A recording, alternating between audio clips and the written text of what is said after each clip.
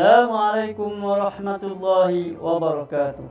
Alhamdulillahi rabbil alamin. Wassalatu wassalamu ala asyrafil anbiya'i wal mursalin wa ala alihi wa sahbihi ajma'in. Rabbi shrah li sadri wa yassir li amri wahlul 'uqdatam min lisani yafqahu qawli. A'udzu billahi minasyaitonir rajim. La in syakartum la azidannakum wa la in kafartum inna azabi lasyadid. Barang siapa yang bersyukur atas nikmat Allah, maka Allah Ta'ala akan tambah. Dan barang siapa yang kufur, maka tunggulah azab Allah yang amat pedih. Apa kabar tuan-tuan dan puan-puan?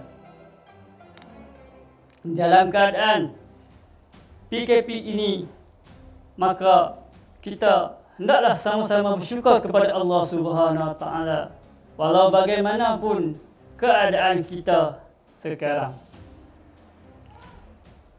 Syukur. Perkataan syukur dan nikmat berasal dari perkataan bahasa Arab. Syukur yang bermaksud berterima kasih.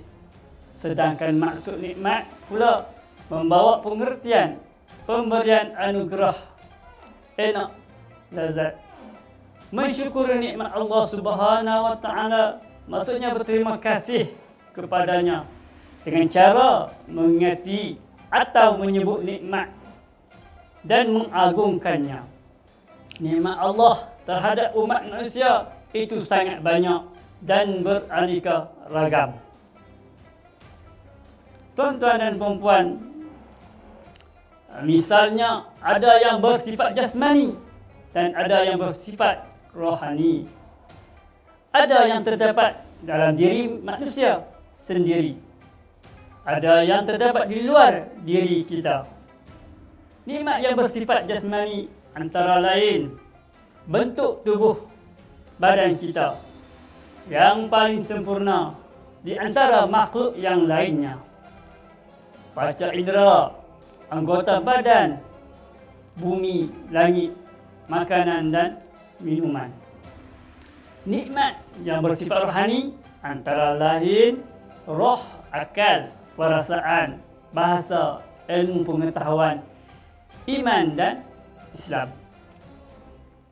Firman Allah Subhanahu Wa Ta'ala yang bermaksud, dan jika kamu menghitung nikmat Allah, nescaya tidaklah dapat kita menghitungnya. Surah Ibrahim ayat 34. Kerana itu, tepatlah jika Allah Subhanahu Wa Ta'ala mewajibkan kepada setiap individu manusia untuk bersyukur kepadanya. Allah berfirman yang bermaksud, kerana itu ingatlah kamu kepadaku, nescaya aku ingat pula kepadamu. Dan bersyukurlah kepadaku dan janganlah kamu mengingkarinya nikmat-nikmatku. Fazkuruni azkurkum washkuruli wala takfurun. Surah Al-Baqarah ayat 52. Adapun cara mensyukuri nikmat Allah SWT secara umum ialah dengan menggunakan segala nikmat Allah untuk hal-hal yang diredainya, yakni untuk melakukan usaha-usaha membolehkan kebahagiaan hidup dunia maupun di akhirat. Bagaimanakah cara kita untuk mensyukuri nikmat Allah? Tuan-tuan dan puan-puan, kita hendaklah mensyukuri nikmat Allah, iaitu nikmat iman dan Islam. Iaitu bersyukur dengan hati kita ini, meyakini kebenaran Islam dan seluruh ajarannya, termasuk kebenaran rukun iman, rukun Islam dan ajaran tentang ihsan. Bercita-cita ingin memperoleh redha Allah, bagaimana dunia dan akhirat.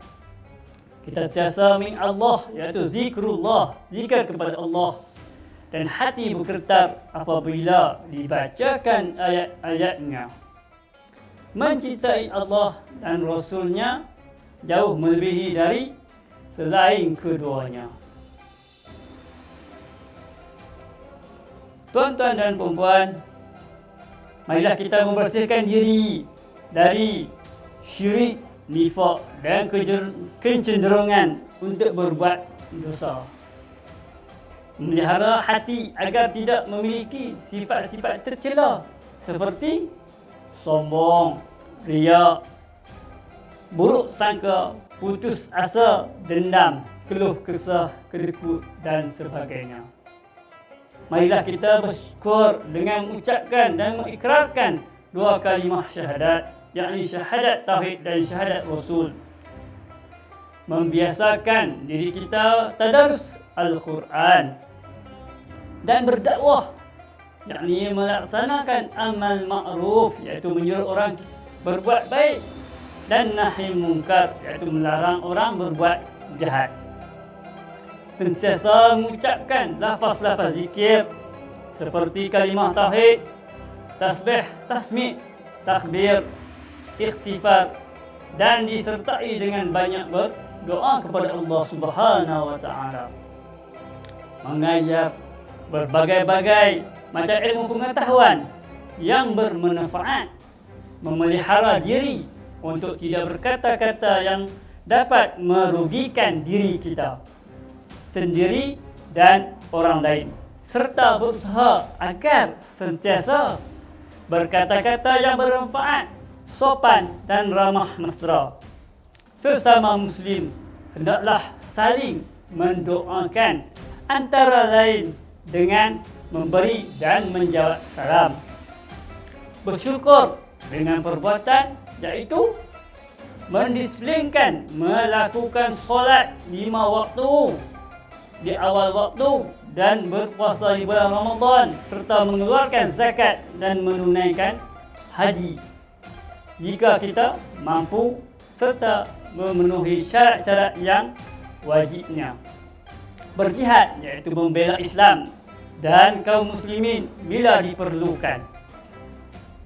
Menuntut ilmu yang bermanfaat baik bagi dunia maupun di akhirat.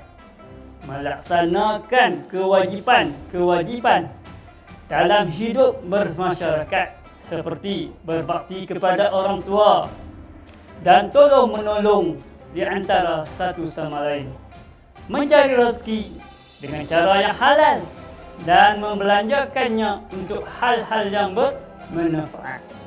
Memelihara diri untuk tidak melakukan perbuatan-perbuatan yang diharamkan oleh Islam. Bersyukur dengan harta. Mempelajari, mengamalkan dan mendakwahkan ajaran Islam. Berjihad membela Islam dan kaum muslimin jika diperlukan. Membangun masjid dan musalla. Membangun sarana pendidikan. Membantu fakir miskin dan orang terlantar, membangun rumah sakit Islam dan memberi pemanfaatannya bagi masyarakat. Kesimpulan, syukurilah nikmat-nikmat yang dianugerahkan kepada kita dengan menzahirkan lafaz dan perbuatan memuji bertasbih kepada Allah Subhanahu wa taala. Ungkapkanlah terima kasih kepada sesama manusia di atas jasa pemberian yang disumbangkan. Orang yang tak bersyukur kepada Allah dan tidak berterima kasih dengan sesama manusia pasti akan mendapat penyertaan dunia dan akhirat. Bersyukur di atas nikmat-nikmat yang Allah SWT berikan pastinya akan mendapat balasan, keamanan, kesejahteraan, rezeki dan kebahagiaan. Maka dengan itu marilah sama-sama kita mengambil ilmu ini, semoga kita dapat memanfaatkan dalam diri kita. Dengan itu saya sudahi dengan wabillahi taufiq wal hidayah. Wassalamualaikum warahmatullahi wabarakatuh.